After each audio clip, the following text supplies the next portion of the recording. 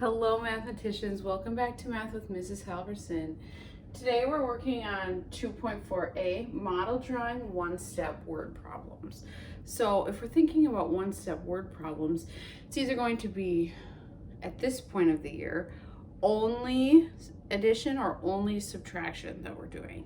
But there are two different kinds of model drawings. Remember, we learned a few weeks ago or last week. We have the part whole model, which just has one bar, right? And then we have the comparison model, which has two parts. It has one up here, one down here. Today we're going to be working on word problems. I'm going to zoom in a little bit.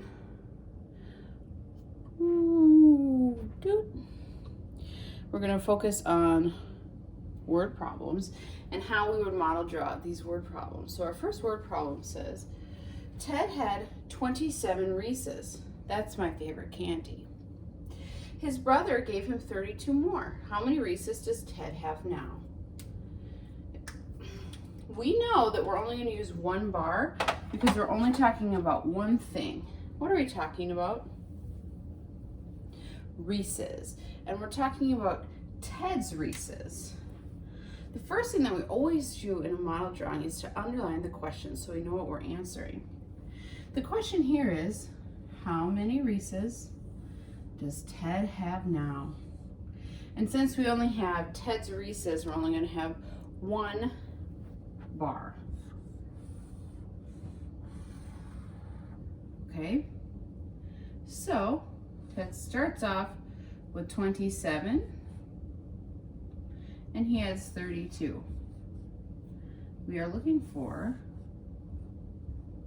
the total. I'm going to label this just because it's a really good habit to get into, friends. I'm going to label this TR, Ted's Reese's. Okay, how would we solve for the question mark? We add, very good, 32 plus 27. 2 plus 7 is 9. 30 plus 20 is 50. So the answer is, at the very end of a word problem, you write the answer sentence. And our answer sentence would be this. Ted has 59 Reese's. I always like to underline the answer so we know for sure that we figured it out. Very good. So do you see that because we're only talking about Ted's Reese's, that there's only one bar? Okay, so here's our next one. Mary and Beth went shopping.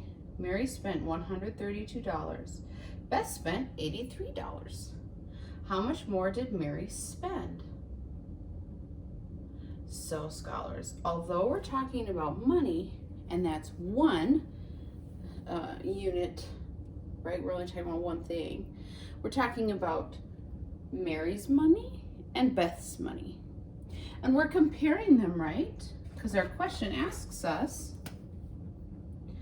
how much more did Mary spend? Okay, so we underline our problem. And we know since we're talking about Beth and Mary, that we're going to need two different bars. Now, scholars, this is something that I always say. I always put the bigger bar on top. I don't know why, it's just something I do. Okay? So I want you to do the same thing. I think it's just neater and there's more continuity if we all do it the same. Okay? So let's say, so who goes on the top? Mary or Beth? Who has more money? I'll read it one more time. Mary and Beth went shopping. Mary spent $132. Beth spent $83. How much more did Mary spend? That's right, Mary goes on top. So we're going to give her a bar that's bigger than Beth's bar, okay? Because we have two things, you must label. M for Mary, B for Beth. If you're really fancy, you can spell out Mary and Beth, but I don't always do that. And then we want to know the difference between how much Mary spent and how much Beth spent. So how would we solve this? Mary spent $123. Beth spent $83. How do we figure this out? That's right, we would subtract 123 minus 83. 3 minus 3 is 0. 120. 120 minus 80 is 40. Then what's our last step? That's right, we answer it with an answer sentence. So, Mary spent $40 more. Good. Now I'm going to have you try 2 on your own. And then you're going to come back. We're going to come back and solve them together. Okay, let's see. Halloween is coming up. I think I have candy on the brain. Mike has 79 pieces of candy. Melissa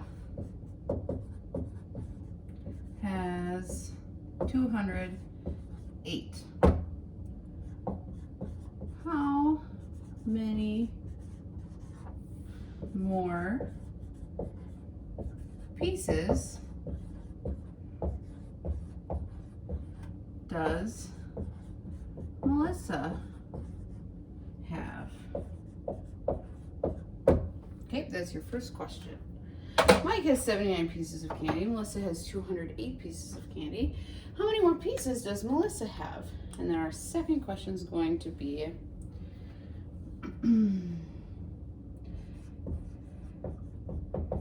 April has 389 beads.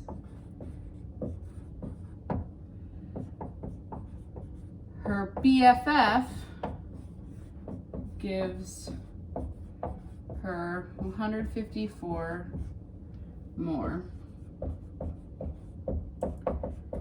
How many beads does she have now? All right. Go ahead, pause your device. Let me read these. Wait, before you pause, let me read them one more time. First one says, Mike has 79 pieces of candy. Melissa has 208. How many more pieces does Melissa have? That's your first question. The second one that you're going to answer is April has 389 beads. Her BFF gives her 154 more. How many beads does she have now? Go ahead, pause your device, solve, and then we'll come back and go over them. Welcome back, scholars. I hope that it went well. So if we're comparing Mike and Melissa, would we do a comparison model or would we do a part-whole model? We have Mike and Melissa. We want to know how many more pieces does Melissa have? Absolutely comparison. I'm going to do M-E for Melissa, M-I for Mike. Melissa has 208 pieces. Mike has 79 pieces. And we're looking for the question mark. So how would we solve? That's right, we would use subtraction. 208 minus 79.